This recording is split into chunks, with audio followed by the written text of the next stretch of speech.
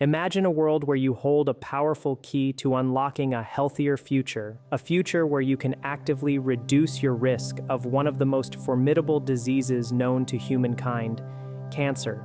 It's a sobering truth that nearly half of us will face a cancer diagnosis in our lifetime. While genetics and sheer bad luck undeniably play a role, a startling and empowering revelation often gets lost in the noise. Up to 40% of all cancers are in fact preventable. This isn't about blaming individuals or denying the complexities of biology. Rather, it's about recognizing the profound influence we wield over our own health destinies. You might not be able to alter the genetic hand you were dealt, but you possess an extraordinary ability to shape how those genes express themselves, how they interact with your environment, and ultimately, whether they contribute to disease or robust health. At the forefront of this influence, perhaps surprisingly, is the very food you consume every single day. We often think of cancer purely as a genetic malfunction, but a more comprehensive understanding reveals it as a metabolic and immune function disease. This shift in perspective is crucial because it highlights how seemingly innocent or even healthy foods can subtly, yet significantly, create the very conditions that cancer cells exploit to grow,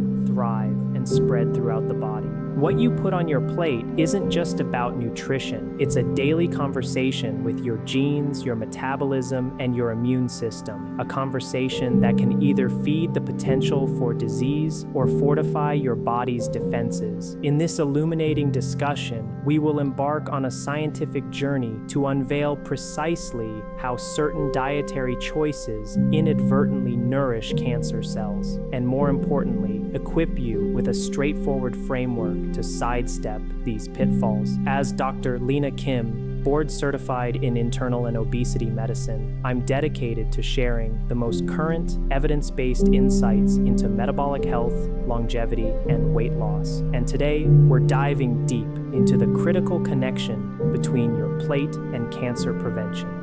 Let's peel back the layers and understand the foundational science that underpins this vital relationship, giving you the knowledge to make informed, life-affirming choices. Our journey begins by establishing a fundamental understanding of how cancer initiates and sustains itself within the body. At its core, cancer arises when a normal cell undergoes a transformation, becoming abnormal. This often starts with a single genetic mutation, an event that remarkably occurs with regular frequency in our bodies. The critical juncture is what happens next. If this mutation goes unrepaired or unchecked by our intricate cellular surveillance systems, it can lead to the uncontrolled proliferation of these aberrant cells. However, for a mutated cell to not only survive but also to actively spread and colonize other parts of the body, it requires a convergence of several specific conditions.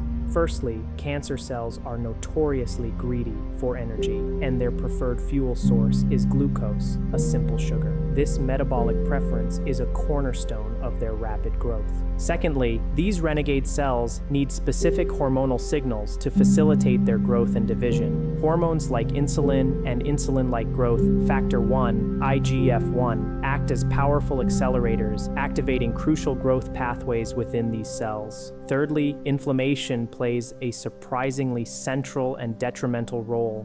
Chronic inflammation acts as a destructive force, breaking down cellular barriers and creating an environment ripe for cancerous spread. Moreover, this inflammatory state actively suppresses our immune system, which is our body's primary and most sophisticated line of defense against the emergence and progression of cancers. Finally, to truly establish themselves and grow into a formidable tumor, cancer cells require a dedicated blood supply, a process known as angiogenesis. Through angiogenesis, these malignant cells essentially hijack the body's resources, coercing it to form new blood vessels that act as lifelines, continuously delivering the essential nutrients needed for their relentless growth. The unsettling truth is that many common foods prevalent in our modern dietary landscape directly support and amplify every single one of these steps, inadvertently laying out a welcome mat for cancer. Yet herein lies our opportunity. By By understanding these mechanisms, we can strategically leverage our food choices to either inadvertently feed cancers or, more powerfully, to actively starve and fight them. One of the most potent, naturally occurring carcinogens we encounter is aflatoxin, a dangerous toxin produced by specific molds. These molds commonly contaminate certain grains, nuts, and corn, especially when stored in warm, humid conditions. Foods we need to approach with caution include peanuts and tree nuts such as almonds, walnuts, and pistachios. It's crucial to clarify that the intention is not to demonize or completely avoid these otherwise nutritious foods. Nuts themselves are generally healthy.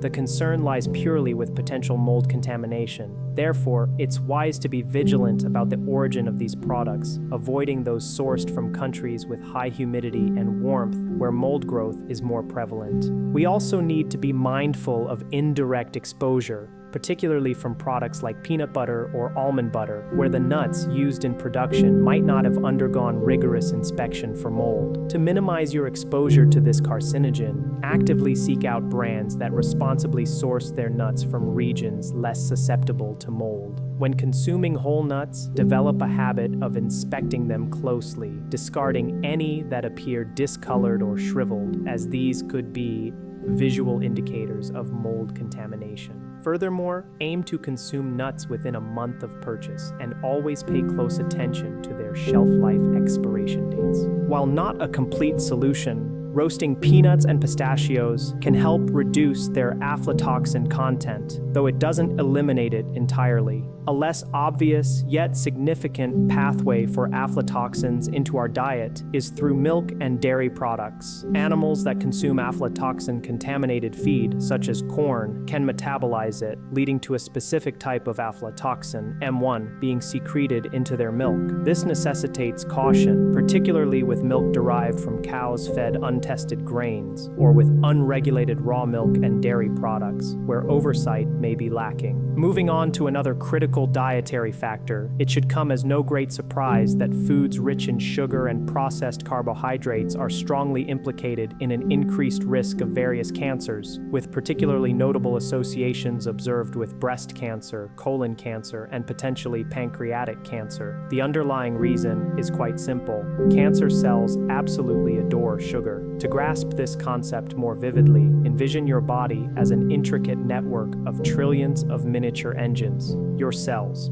Under normal, healthy circumstances, these cellular engines operate with remarkable efficiency, metabolizing fuel from the food you eat with oxygen to generate abundant energy. Cancer cells, however, are a different breed altogether. They function more like broken, inefficient engines that voraciously consume fuel at an accelerated rate, and their absolute favorite fuel, sugar, or more precisely, glucose, the simple sugar your body derives from foods like breads, pastas, candies, and sodas. This metabolic quirk is partly explained by what's known as the Warburg effect, a phenomenon where cancer cells predominantly rely on a process called aerobic glycolysis. This means they choose to rapidly burn sugar for energy, even in the presence of ample oxygen, a highly inefficient method compared to healthy cells. Cancer cells prioritize speed of growth over efficiency, making sugar their go-to energy source. When your diet is rich in foods that cause sharp spikes in your blood sugar, your body responds by releasing elevated levels of hormones such as insulin and IGF-1. While these hormones serve vital functions in moderation,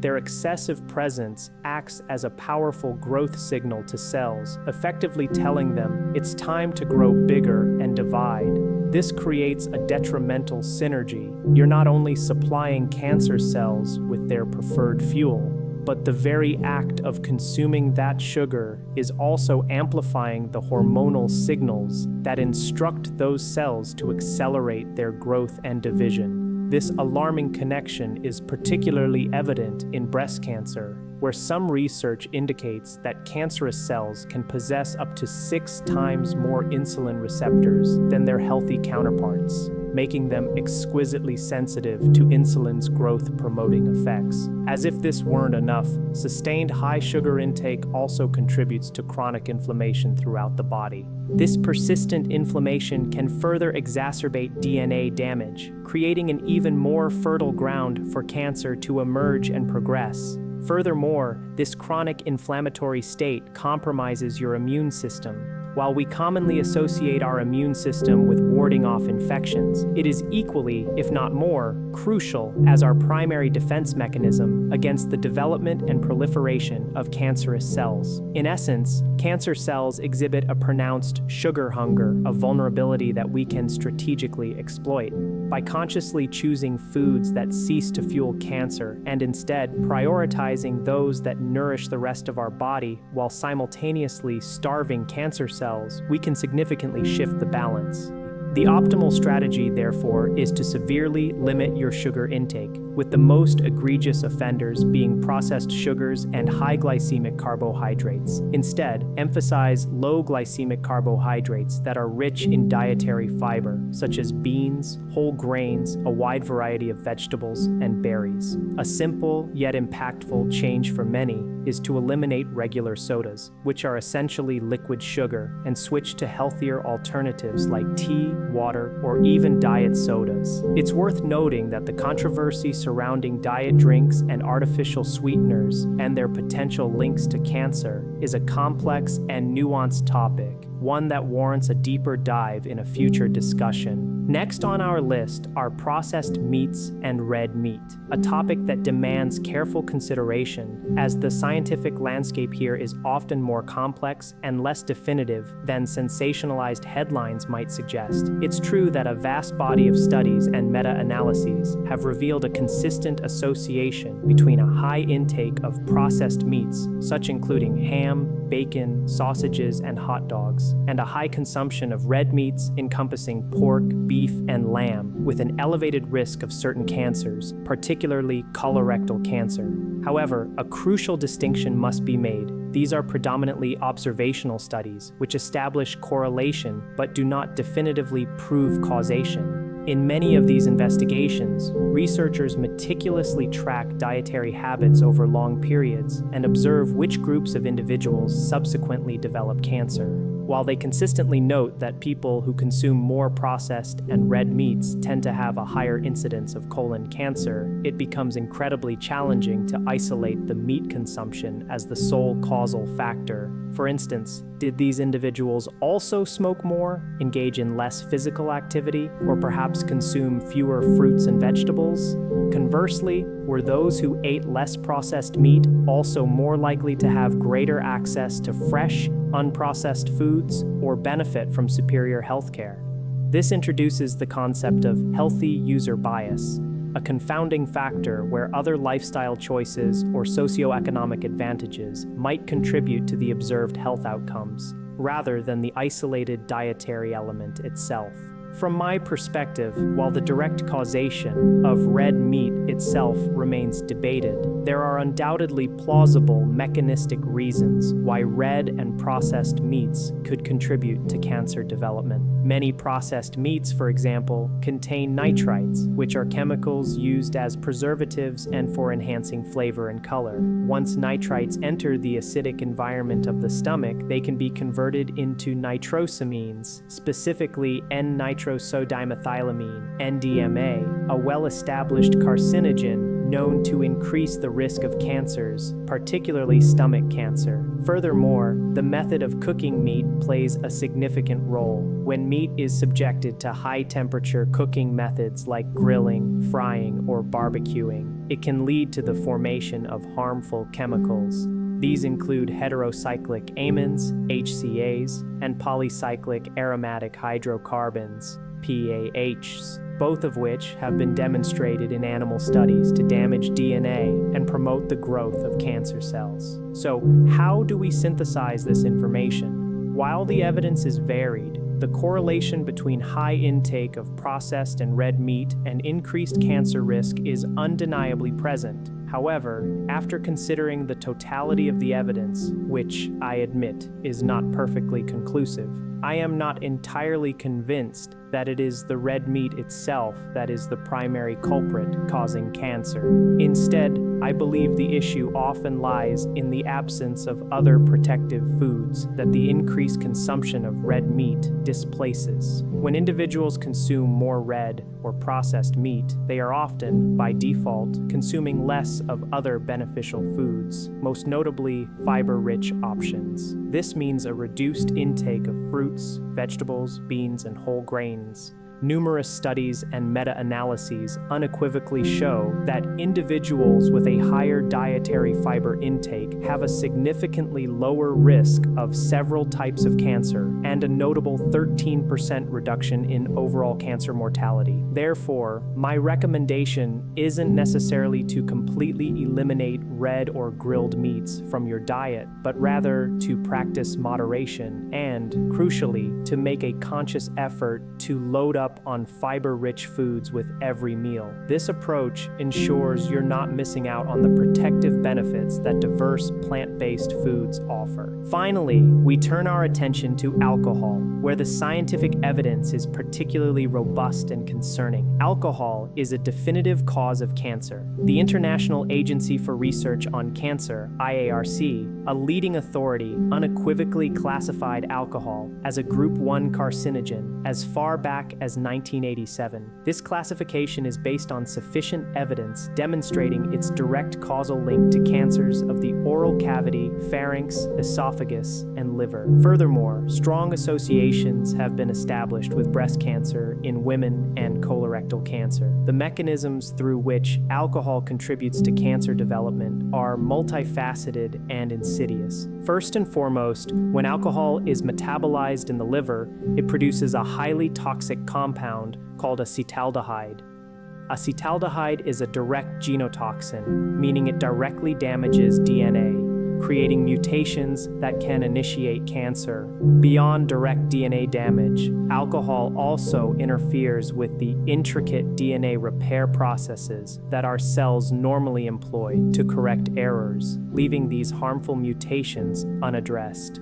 Moreover, chronic alcohol consumption can lead to significant vitamin deficiencies, particularly affecting vitamin B1 or thiamine and folate. Thiamine is absolutely critical for healthy mitochondrial function and efficient energy metabolism within cells, and its deficiency can disrupt these vital processes. Folate, a B vitamin, is essential for proper DNA synthesis and repair. A deficiency in folate can lead to an increase in DNA synthesis errors, further increasing the risk of malignant transformation. On top of these direct biological impacts, alcohol also acts as a solvent. This property is particularly dangerous because it enhances the absorption of other carcinogens present in our environment, such as tobacco smoke or nitrosamines, like NDMA, which we discussed in relation to processed meats, into our tissues. This means that for individuals who consume both alcohol and tobacco, for example, the risk of certain cancers is synergistically increased. While this discussion has highlighted some of the most critical dietary factors linked to cancer risk, it is by no means an exhaustive list of every food or substance that can contribute to the disease. The landscape of cancer research is constantly evolving, uncovering new connections and refining our understanding.